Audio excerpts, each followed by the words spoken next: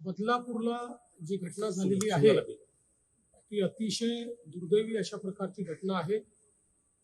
शाळेतल्या 2 अतिशय लहान मुलींना त्या ठिकाणचा सफाई करता ठेवलेला जो कर्मचारी आहे त्याने ज्या प्रकारे अत्याचार केलेला आहे हे अत्यंत निंदनीय आणि मन हिलावून टाकणारी अशा प्रकारची घटना आहे. या घटनेचा एक मोठा उद्रेक देखील जनतेमध्ये आपल्याला पाहायला मिळतो आहे. या संदर्भात माननीय मुख्यमंत्र्यांनी देखील याची दखल घेतलेली आहे आणि तात्काळ या संदर्भात सिनियर IPS ऑफिसर आरती सिंग ज्या IG लेवलचे ऑफिसर आहेत त्यांना नियुक्त केलेला आहे. महिला IPS अधिकाऱ्याच्या अंतर्गत ही चौकशी व्हावी अशा प्रकारची भावना याच्या पाठीशी आहे. त्याचप्रमाणे पोलीस आयुक्तालयाच्या अंतर्गत त्या संदर्भात जी काही कारवाई तातडीने केली पाहिजे ती कारवाई देखील केली जाते आहे. या संदर्भात तात्काळ चार्जशीट दाखल केली जाईल अशा प्रकारचे निर्देश देखील देण्यात आलेले आहेत. फास्ट ट्रॅक कोर्टाची निर्मिती करण्याचा प्रस्ताव देखील हा मागवण्यात आलेला आहे आणि कुठल्याही परिस्थितीमध्ये अशा नराधमांना त्या ठिकाणी तात्काळ शिक्षा व्हावी अशा प्रकारचा प्रयत्न हा राज्य सरकारचा आणि पोलीस विभागाचा असेल. त्या दृष्टीने जी कारवाई करणं आवश्यक आहे त्या सर्व कारवाईची सुरुवात ही अतिशय वेगाने करण्यात आलेली आहे. सर, जो मॉब आलेला आहे तो स्वयंस्फूर्तीने आलेला आहे का? कारण त्याला नेतृत्व कुणाचंच नाही, ते अचानकपणे येऊन रेल्वे ट्रॅकवर उतरले. बघा, आता हा मॉब जो आलेला आहे हा स्वयंस्फूर्तीने आला कसा आला याच्यावर कमेंट करणं हे मला योग्य वाटत नाही. उद्रेक भावनांचा असू शकतो, पण त्या ठिकाणी जी काही मागणी होते की तात्काळ फाशी द्या, तर मला असं वाटतं की कायद्यानुसार जे अत्यंत तातडीनं आपल्याला करता येईल ते करण्याचा प्रयत्न राज्य सरकारच्या वतीनं केला जातो आहे. आणि मला असं वाटतं की या संदर्भात ज्या संवेदनशीलतेनं हे काम केलं पाहिजे तो प्रयत्न पोलीस विभागाचा देखील आहे. त्यामुळे कुठल्याही प्रकारे दंगा होऊ नये हा मात्र प्रयत्न करणं हे गरजेचं आहे. पण ही घटना 13 ऑगस्टला घडली आणि आता इतका उशीर झालेला आहे या सगळ्यामध्ये कारवाई करायला असं वाटत नाही. कारवाई ही घटना उघडकीस आल्यानंतर तात्काळ झालेली आहे.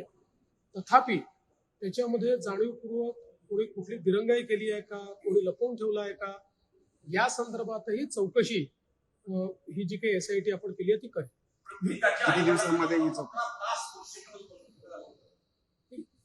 याही संदर्भात चौकशी करून जर कुठल्याही पद्धतीनं अशा प्रकारे दिरंगाई केली असेल, जाणीवपूर्वक बसवून ठेवलं असेल, जाणीवपूर्वक FIR लॉन्च करायला उशीर केला असेल, असं काही असलं तर त्या अधिकाऱ्यांवर अतिशय कडक कारवाई केली जाईल.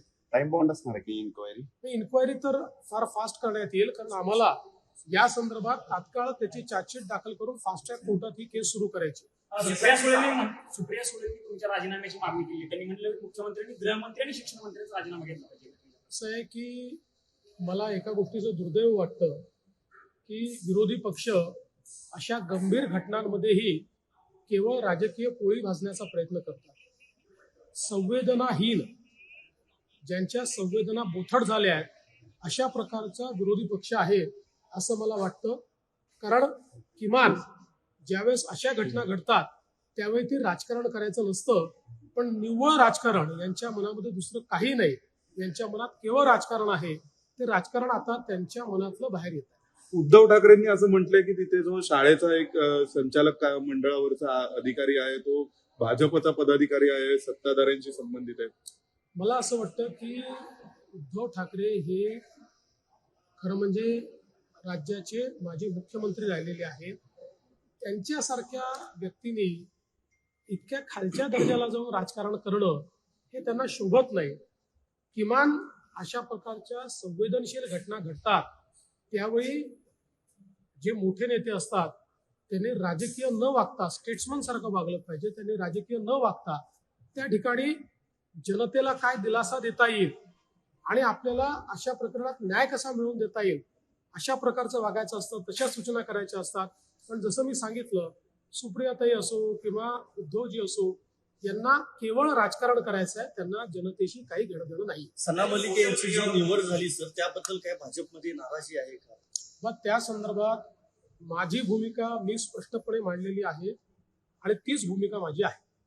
सोशल मीडियावर बदलापूर बंदचं आव्हान केलं होतं आणि ज्याप्रती परिस्थिती आहे त्या आव्हानांतरी परिस्थितीमध्ये गृह विभागाचं लक्ष होतं का यात?